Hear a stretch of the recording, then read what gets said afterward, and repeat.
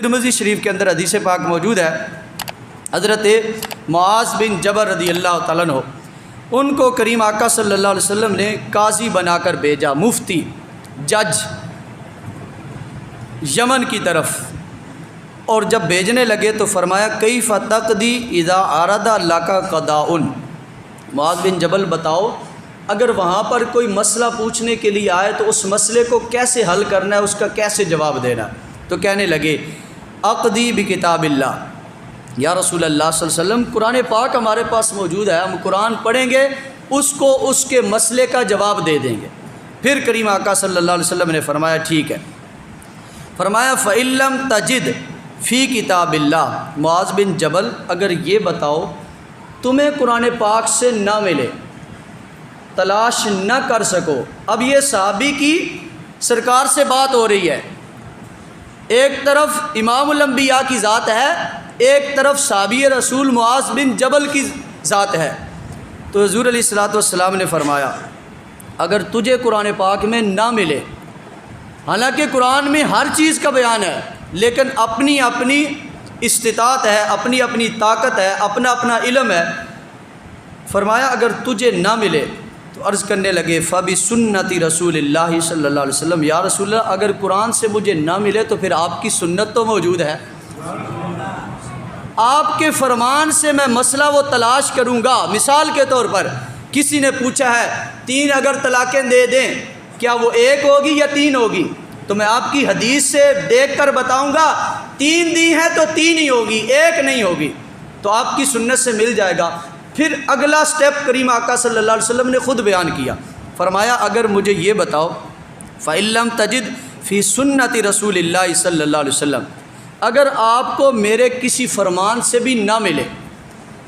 آپ ڈھونڈتے رہیں، کتابیں کھولتے رہیں، صحابہ سے رابطہ کرتے رہیں، تو فیصلہ ایسا آ جائے نہ ہی آپ کو قرآن سے ملا ہے نہ ہی میرے فرمان سے ملا ہے، تو پھر آپ کیا کریں گے؟ اب صحابی نے آگے سے یہ بات نہیں کی یا رسول اللہ پھر میں کچھ بھی نہیں کراں گا، چپ بواں گا، کچھ بھی نہیں کراں گا،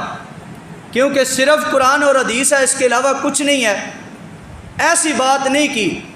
انہوں نے کیا کہا اجتہدوا برأیی، یا رسول اللہ صلی اللہ علیہ وسلم میری استطاعت کے مطابق، میری وسعت کے مطابق اگر میں قرآن سے مسئلہ حل نہیں کر سکا، اگر میں سنت سے مسئلہ حل نہیں کر سکا، تو میں اپنی کوشش سے، اپنی رائے سے، کیا یہ مسئلہ ٹھیک ہے یا ٹھیک نہیں ہے، میں اپنی رائے سے اس مسئلے کو بیان کروں گا۔ تو میرے آقا صلی اللہ علیہ وسلم نے یہ نہیں فرمایا یہ تو شرک ہو جائے گا، یہ تو بدعت ہے، ایسا نہیں ہونا چاہیے، یا قرآن سے بتاؤ یا سرکار کے فرمان سے بتاؤ، اپنی رائے کا کوئی عمل دخل نہیں ہے۔ سرکار نہ غصے ہوئے ہیں نہ ایسی گفتگو فرمائی ہے، بڑی ذمہ داری کے ساتھ میں حدیث عرض کر رہا ہوں،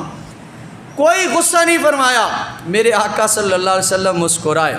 جن کی تسکی سے روتے ہوئے ہنس پڑے، اس تبسم کی عادت پہ لاکھوں سلام۔ میرے آقا مسکرائے اور کیا کیا؟ فضرب رسول اللہ صلی اللہ علیہ وسلم علی صدرہ الحمدللہ الذی وفق رسول اللہ صلی اللہ علیہ وسلم لما یرضی بہ رسول اللہ۔ میرے آقا صلی اللہ علیہ وسلم نے فرمایا اپنا ید اللہ والا گورا گورا ہاتھ صحابی کے سینے پہ ایسے تھپکی دی اور ایسے پیار سے مارا اور خوش ہوئے، اور پھر ہاتھ اٹھا کر دعا کی، یا اللہ تیرا شکر ہے تو نے میرے شاگردوں کو اتنی صلاحیت عطا فرمائی ہے،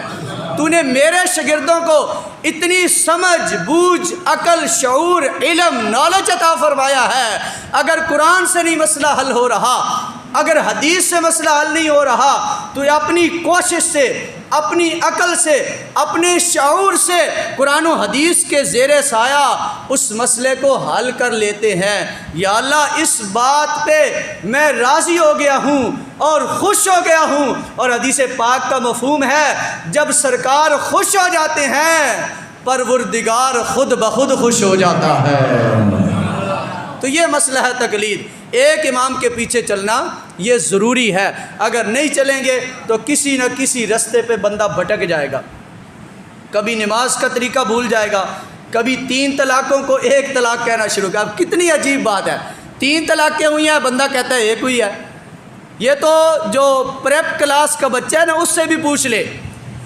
3 کو بندہ 1 کہہ سکتا ہے؟ وہ کہے گا نہیں کہہ سکتے، لگتا ہے اس مولوی کا کوئی دماغ خراب ہے۔ تو ایسے لوگ ہیں لوگوں کو خراب کرنے کے لیے۔ اور جو مولوی، کوئی مفتی، قاضی، جج، وکیل یہ فیصلہ کرتا ہے کہ 3 طلاقیں ایک ہی طلاق ہے، اپنی بیوی کو واپس لے جاؤ، کوئی طلاق نہیں ہوئی، 3 طلاقوں کے بعد کہتا ہے 1 طلاق ہے، اب وہ خود دعوت دے رہا ہے کہ آپس میں زنا کرو، وہ زنا سے بچے پیدا کروا رہا ہے۔ جو قرآن و سنت میں ہے، جو ہمارے ائمہ نے بیان کیا ہے، اس کے مطابق چلتے رہیں گے تو دنیا کے اندر بھی اللہ کامیابی عطا فرمائے گا، اور قبر و حشر کے اندر بھی قرآن و سنت، فقہ، قیاس اور اجماع امت کے صدقے سے اللہ تعالیٰ جہنم سے بچائے گا اور جنت کا مہمان بنائے گا۔